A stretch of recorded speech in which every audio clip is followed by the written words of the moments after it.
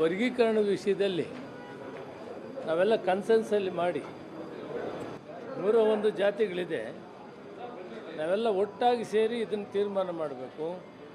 ದತ್ತಾಂಶ ಕಂಡುಹಿಡಿಬೇಕು. ದತ್ತಾಂಶ ಯಾವ ರೀತಿ ಕಂಡುಹಿಡಬೇಕು, ವೈಜ್ಞಾನಿಕವಾಗಿ ಅದನ್ನು ಅಧಿಕಾರಿಗಳು ಮಾಡಬೇಕಾಗ್ತದೆ. ಅದನ್ನು ಯಾವ ರೀತಿ ಮಾಡಬೇಕು ಅನ್ನೋದಕ್ಕೆ ನಾವೆಲ್ಲ ಒಟ್ಟಿಗೆ ಸೇರಿದ್ದೀವಿ.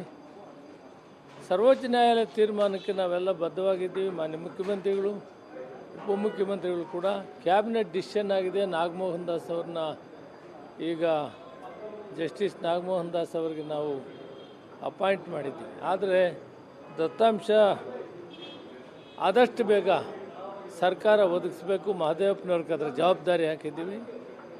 ನಾವು ಸೇರಿದ ಮೂಲ ಉದ್ದೇಶ ನಾವೆಲ್ಲ ಒಟ್ಟಿಗೆ ಯಾರ್ಯಾರಿಗೆ ಏನು ಬರಬೇಕು ಆ ಜನಸಂಖ್ಯೆ ಆಧಾರವಾಗಿ ಹಂಚಿಕೊಂಡು ಇದನ್ನು ಫೈಸಲು ಮಾಡಿಕೊಳ್ಬೇಕು ಅನ್ನೋದೇ ಮೂಲ ಉದ್ದೇಶ.